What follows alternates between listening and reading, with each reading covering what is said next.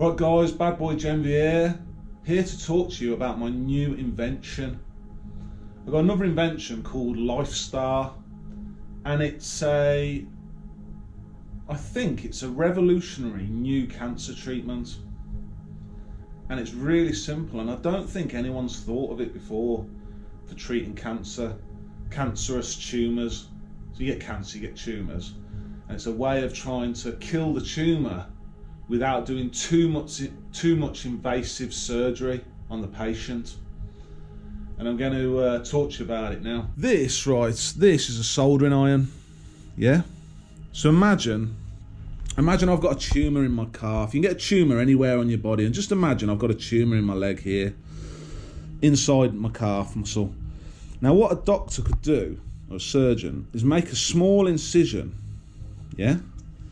And then slide this, imagine this was longer, imagine this soldering iron was a bit longer, they've got a longer one. Slide it into my calf, and then press an on switch on the soldering iron to begin heating up the inside of the tumour. So they've literally slid it into the tumour, pushed it into the tumour, turn the on switch, then the end of the soldering iron begins getting really hot. So that's my soldering iron I use for building my other inventions like Perpetual and things like that. I think what that would then do, as that slides into the tumour and you turn on the electric, it will begin overheating the tumour, overheating those cancer cells. Those cancer cells that are reproducing, replicating themselves, it overheat them and begin killing them. Now obviously because what would happen is the heat would radiate through the tumour. Now you could just turn the soldering iron off. So say you've heated up the tumour, the inside of the tumour, the centre of the tumour, press the off switch, right? Let this cool down, it'll take a little while to cool down, pull it out, the surgeon make another incision. He's got maybe fibre optic camera in there as well to see where the tumour actually is. He knows where the tumour is. Maybe they've done a scan or something, I don't know. He makes another incision. This is now cooled down. Slide it back in, right? And burn another hole into the tumour. And basically, just keep putting holes into the tumour till you think you fully overheated that tumour and killed it. Now, you might get some overheating of cells around the tumour, healthy cells.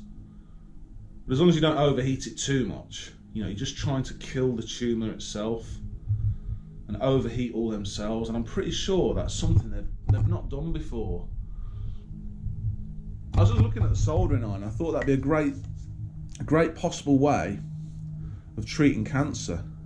A new cancer treatment, just to give the doctor, the surgeon, more weapons at his disposal to deal with the cancer that's in that patient. And it might be less invasive than trying to, because what you're trying to do is just kill the tumour, and then maybe once it's dead you just leave it in there just to shrivel up and die. If it's all the cells have been overheated, all the cancerous cells have been overheated, they're dead, they can't replicate themselves then. And that might be a way of dealing with cancers in a less invasive fashion. That might be the way to do it. Just an idea. It's a new invention from BadBoy Jenvey. I think it's a good one, and I think it's one that could be used by doctors around the world. I mean, you might want the soldering iron obviously to be a bit longer, just elongate it a bit. Maybe use it in conjunction with a fibre optic camera, because they do keyhole surgery at the moment already, and it might be a quicker way of doing surgery on certain people, and like I say, less invasive.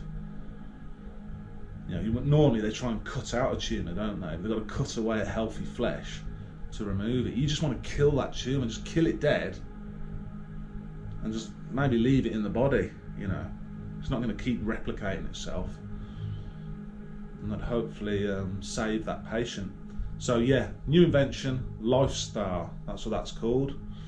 You say, Dave, you're still coming up with inventions? Yeah, I am, because I've got so much time on my hands. I've got my money in crude oil, and it's doing really well. I'm making loads of dough. Oil keeps going up. I told you, crude oil's the one. So I have got loads of time on my hands. Done really well in it. Made a fortune. I think I'm going to make a lot more too. Now, what's the next topic I want to talk about? The next topic is New York City. I'm planning, eventually at some point in the future, on moving to New York City. I'm not exactly sure when, but I do want to move there for a couple of reasons. One, it's the financial hub of the world. Wall Street, finance, I'm into that. I'm an oil investor, that's what I'm into. So that's the first reason. So it's the financial hub of the world. The other reason is the people that run the world are in New York. And that's also where the Rockefeller family are. And there's a woman called Ariana Rockefeller. And she's next in line to be the future queen of crude oil. And she's actually single at the minute. And we're about the same age. I'm a good looking guy. You know, I'm a nice guy too. BadBoy Jenvey is a nice guy. And I think, why not? I reckon I've got a chance with her. But something before I go to New York that needs sorting out, and this is why I'm talking about New York now. They've got a real issue there. They've got a real issue with rats. They've got an oversupply of rats. And I'm speaking now to the Rockefellers, who basically control New York City. You need to sort out your rat problem. There's a reason they've got so many rats in New York. Because they still put bin bags out on the street. Now, I don't know, in the UK, over the last few years, we've started getting wheelie bins. Everyone's got a wheelie bin. You might have noticed that. And that solves, that actually is a really good thing to have, because it stops vermin like rats chewing at the bag and ripping the food out. But in America and in New York, they've been very slow to the game of getting wheelie bins. Now, they're beginning to get wheelie bins in the residential areas. But in Manhattan, right, in Manhattan, you've got these massive skyscrapers that are huge, and it's impractical for everyone to have a wheelie bin. So what they do in Manhattan is they still just throw their bin bags on the street corner for the bin men to collect. You know, to come with a truck and collect all the bin bags.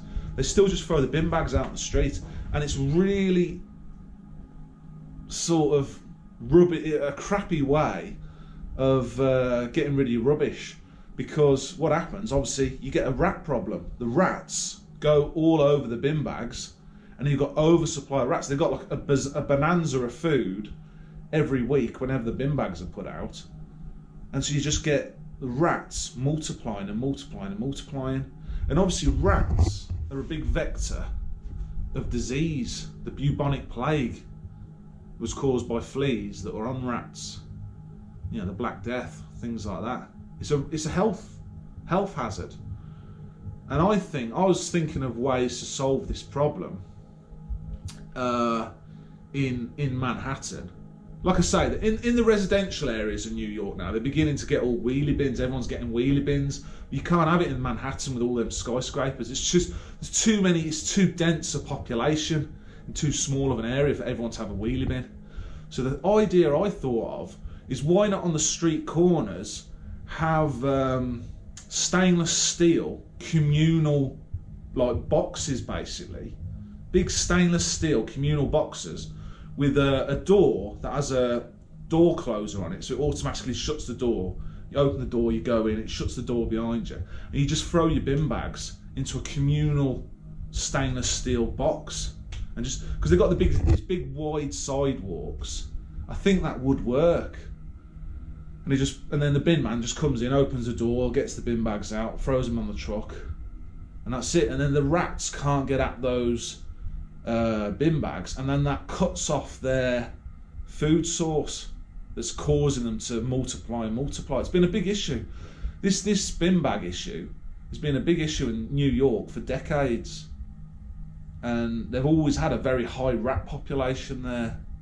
And I'm saying to the Rockefellers, who basically run New York and run the New York mayor and run the financial system and run crude oil, because I know you're the ones who control the flow of crude oil around the world.